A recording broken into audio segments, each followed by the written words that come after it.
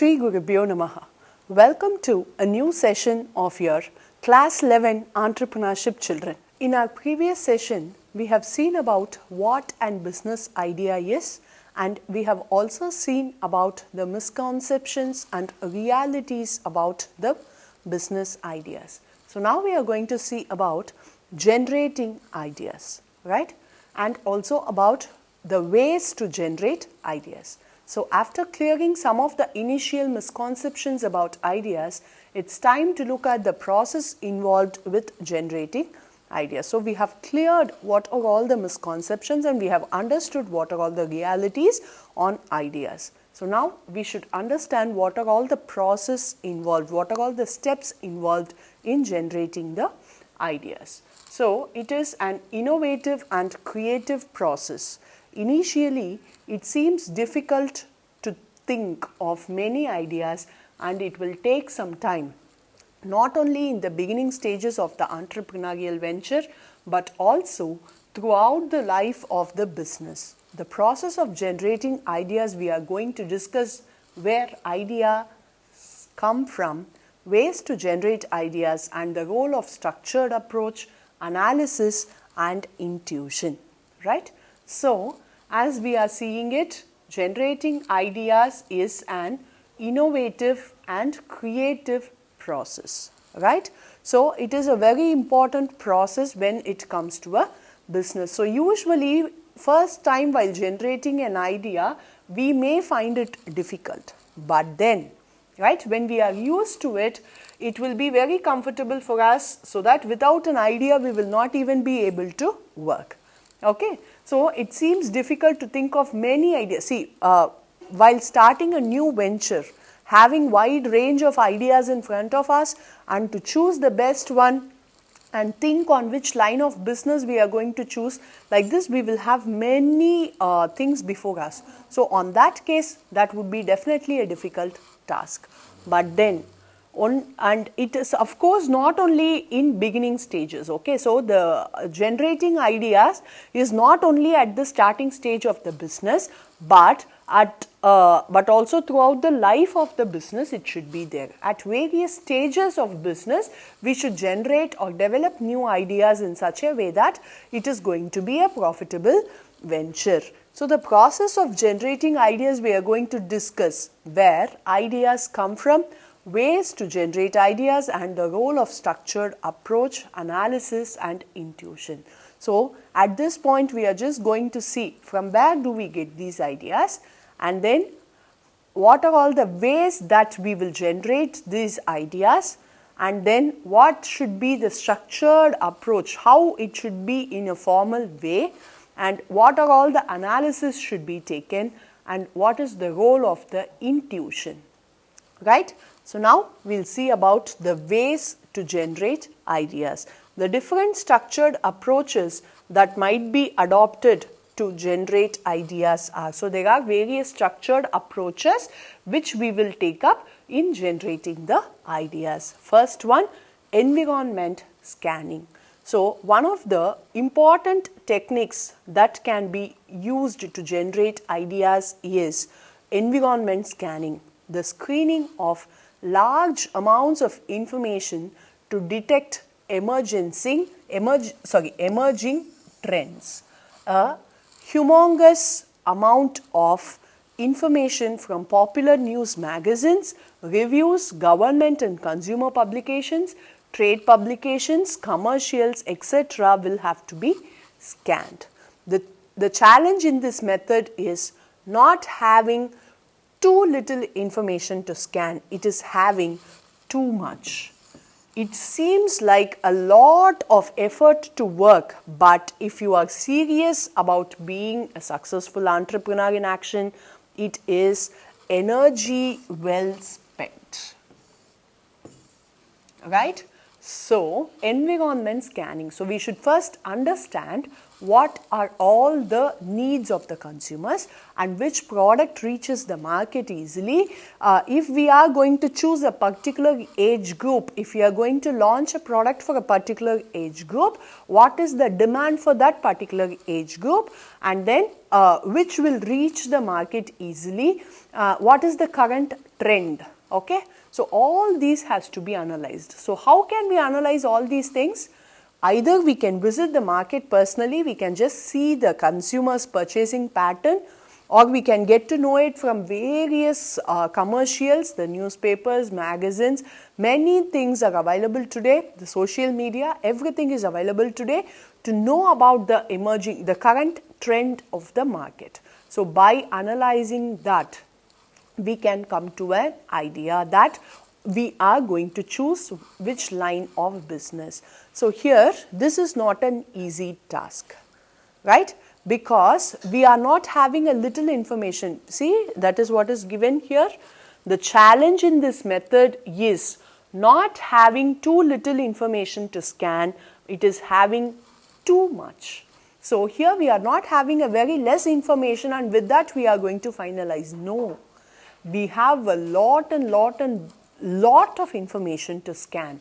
We have so much of information to analyze and to choose the idea, right. So, definitely it is a difficult task, and of course, it seems like a lot of effort to work, but if you are serious about being a successful entrepreneur, this is definitely an energy well spent. So, this is going to involve lot of time, lot of work, lot of energy, but if we are strongly determined to be a successful entrepreneur, definitely the energy spent on this will reward us, right. Then the second one, creativity and creative problem solving is the second way to generate ideas. So, here it is the ability to combine ideas in a unique way or to make unusual associations between the ideas. It means cross-thinking by seeing new angles, connections and approaches. The role of creativity and creative problem solving as a structured technique for generating ideas is that a number of specific creative approaches can be used. For example, attribute listing, in which entrepreneur develops a new idea by looking at the positive and negative attributes of the product or a service and so on. Then free association, whereby an entrepreneur develops a new idea through a chain of word associations. So, here this is all about creativity and creative problem solving skills.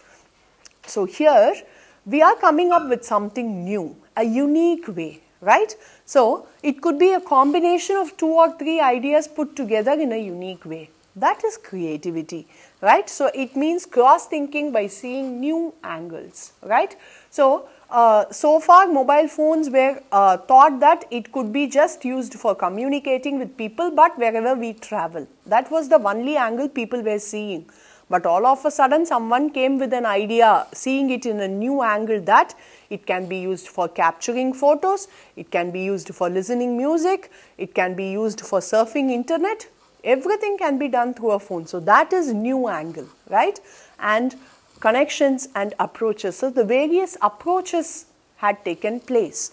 So, the role of creativity and creative problem solving as a structured technique for generating ideas, we have a number of specific creative approach. We have wide range of creative approaches that we can use, right. So, the first thing is attribute listing. So, when we are planning to launch a product, first we will approach that product by both the positive and negative attributes of the product, right. So, that will be first taken into consideration. Then free association. So here an entrepreneur develops a new idea through a chain of word associations, maybe just like that while talking, something they may find it creative in a group of people when we are talking, and a new idea that comes up just by word, right? So that creativity is used here. Then comes brainstorming.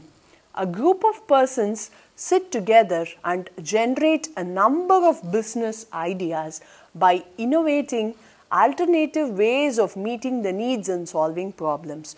It is usually an unstructured discussion in which one idea leads to another. This is a very productive method for generating as many ideas as possible, right? So one idea leads to another, then generate a number of business ideas, alternative ways of meeting the needs and solving problems. So brainstorming is nothing but a group of people sitting together, each one putting up their own ideas, right? So all discuss on all the ideas, and from one idea we get, yes, this can be changed this way and we will get this idea. Another idea comes, and in that idea this can be added. The third person says like this, one after the other, one after the other. Everyone puts their idea and we will have wide range of ideas in front of us. And from that we will choose the best which is going to be suitable for us. So a group of persons sit together and generate a number of business ideas by innovating alternative ways of meeting the needs and solving the problems of consumers. And it is usually unstructured discussion. So it is not a formal meet or a structured meeting, nothing like that. It is just a discussion, that's all. And from there, one idea leads to another. Okay, so from one idea we may get another one, and from there another idea. So like that it may go. This is a very productive method of generating as many ideas as possible. So here this is a very productive method where we will get more number of ideas. Then coming on to the focus groups. These groups of individuals provide information about proposed products or services in a structured setting. In a typical focus group, a moderator focuses the group discussion or whatever issues are being examined. For instance, a focus group might look at a proposed product and answer specific answer asked by the moderators. A focus group can provide an excellent way to generate new ideas and to screen proposed ideas and concepts. So here this is again a group of individuals. They just focus on generating ideas for a particular proposed product or service. Right? So here they decide the product previously. First they decide the product. So in this line of product we are going to enter into the business, and in that we should have wide range of ideas. So that is all about the focus group. So this is again very similar to brainstorming, but here we are mainly focused on a particular product or service. And finally comes the market research. This is the method of gathering information about products or services that already exist in the market. A systematic and in-depth study is undertaken to obtain useful data to determine demand-supply position of a particular product or service that is already available in the market.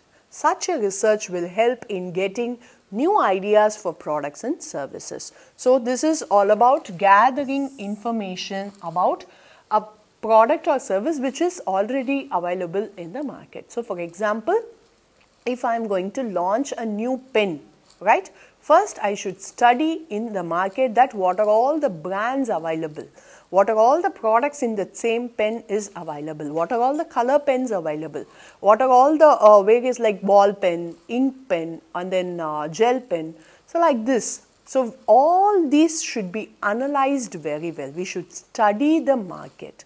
that has to be done, and a systematic and in-depth study is undertaken to obtain useful data to determine the demand-supply position of a particular product. So, a detailed study has to be taken about that particular product in the market, so that we will understand that how far the demand is there in the market for the product and how far the supply is there in the market, and if it is going to be suitable for us to enter into that line of business. So, we will get idea by doing research in market, and such a research will help in getting new ideas for products and services. So, if there are going to be varieties of same product in the market, so pen, we have many brands in market. So, in that case, if I am also going to launch a pen, what something new I am going to give in that, so that my pen will reach the market easily. So, that has to be focused.